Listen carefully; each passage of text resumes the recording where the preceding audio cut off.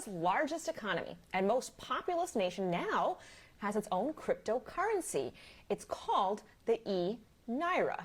Now, Nigeria is the first African nation to launch a digital currency, making it possible for people who are unbanked or who have bad to no credit to be able to buy things using digital money.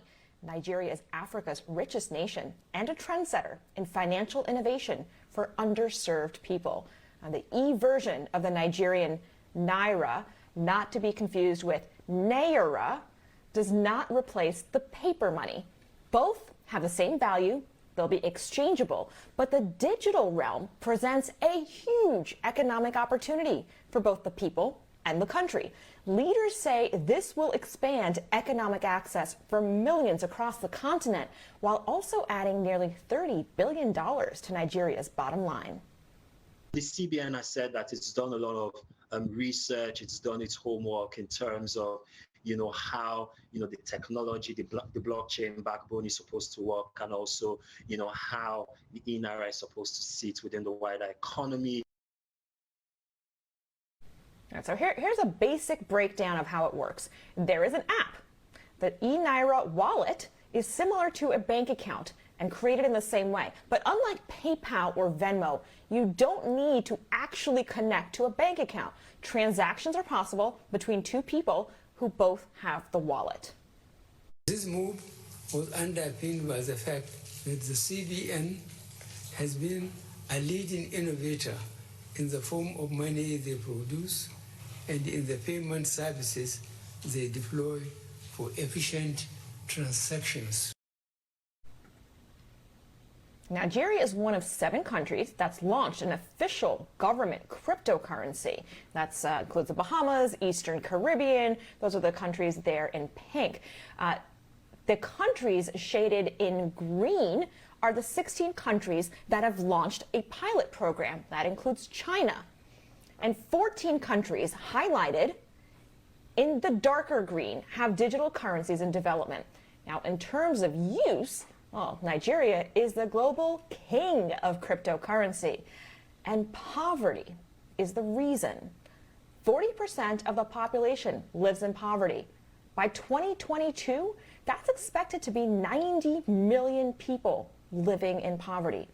So if it works in Nigeria, could it work here in the United States too?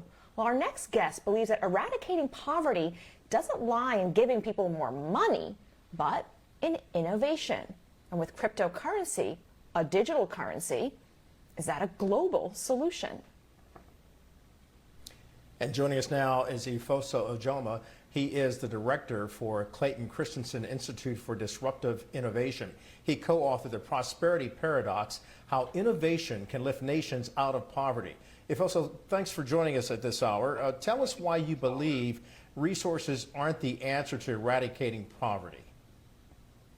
Yeah, thanks a lot. It's such an honor to be here. I think one of the first things we have to understand is poverty always shows itself as a resource problem. You go into a poor community and what do you see? You see people without, right? People without clothes, shoes, water, education, and so on. And so instantly we think it's a resource problem. If we simply provide the resource, we're going to fix poverty. And so if you look at the global development industry over the past 60, 70 years, we have been funneling resources to poor country after poor country, yet many countries that were poor in the 1960s are still poor today. That's because fixing the visible signs of poverty doesn't actually help you eradicate poverty. We have to focus on something else. It's not simply a resource problem. It's a process and innovation problem. And if we don't invest in innovations that can help lift people out of poverty, then I think we're going to keep spending trillions of dollars over the next several decades without much progress. If also, just take a quick look here in the United States before we head back to Nigeria, where we do know that giving people money, their tax credits, for example, has lifted majority of Black children out of poverty. So is this a plus, and are you talking about the changing the system? That's where the innovation takes place? Yeah, absolutely. I think looking at the United States is very different than looking like, say, looking at a Nigeria or a Ghana, Ethiopia, Bangladesh, or other poor countries. If we step back and look at the United States, as an example, when you look at the federal budget, the United States federal government spends roughly $20,000 per American per year. Um, if you take that to Nigeria, the Nigerian federal government spends roughly $200 per Nigerian per year. Right. And of the $200, a vast majority of it goes into servicing debt. And so while that cash transfers or providing resources could work in the United States because there are systems where you could plug those resources into and get a lot of benefit out of it, it's incredibly difficult for that kind of approach to work in much poorer countries that don't have the systems ready to accept those resources in and make them more efficient.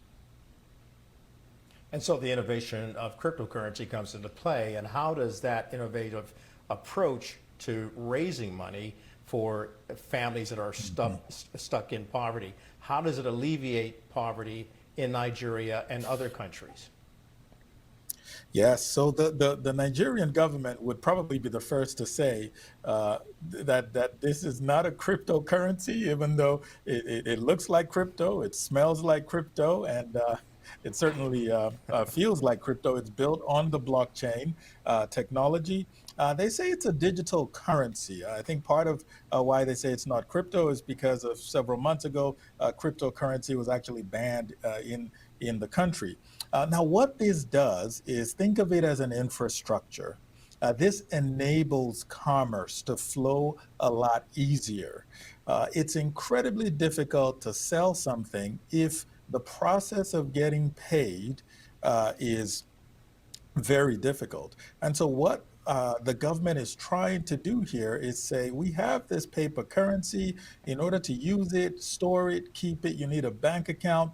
A vast majority of people in the country do not have bank accounts, but they do have mobile phones. So, can we build a digital currency that rests on the mobile phone, that leverages a trusted blockchain technology so that we can enable commerce? Now, what needs to be clear is that this is simply a financial infrastructure. You know, I often ask people, what is the purpose of mobile money or digital money if I don't have any money? Okay, and so I may be able to send and receive money more easily, but if I don't wake up every day and do something productive with my life so I can generate money, then what is the value of this digital currency? It's not very valuable. And so we have to be thinking about how we create value versus how we simply distribute or store value. Well, so this is really Nigeria at the forefront of what we're trying to explore here in the United States is the idea that we all just accept that a piece of paper, because it's green and has certain markings on it, means something, but it's just a piece of paper. So Nigeria's figured out how to build something that is maybe more secure, but more easily accessible. But the question then I have is, how do you build trust in something that people can't touch in the same way they can touch, paper currency? Yes, in fact, that's an excellent question, Naira. I think the way you build trust is by association. You associate the currency with things and people that are already trusted. And so the first thing is everybody trusts the naira. It's sort of like the dollar here. So we know that 100 naira means 100 naira, right? In the market, and so calling it naira, there's a leg up there because there is that trust. The second thing I think the Nigerian government should do as far as managing this to build trust is to help people use the currency. And so don't make it difficult for people to understand what it is, to understand the exchange, how you get the value from it. You have to make it incredibly easy for them to come into the system and use it. Because the minute it's difficult, they the average person will resort back to what they currently use. And I think the last thing we have to do in terms of building trust is to make sure they take care of fraud. I think fraud is a significant problem when you put anything online. And so they have to invest heavily in ensuring that there are little to no fraudulent practices, because that's going to significantly impact people's trust in the currency. And the world is watching. Efosa, we thank you for bringing these insights and information about what's happening with this kind of currency taking place in Nigeria to innovatively approach taking a bite out of poverty. Efosa Ojomo, president of the director, I should say, for Clayton Christensen Institute for Disruptive Innovation. Thank you.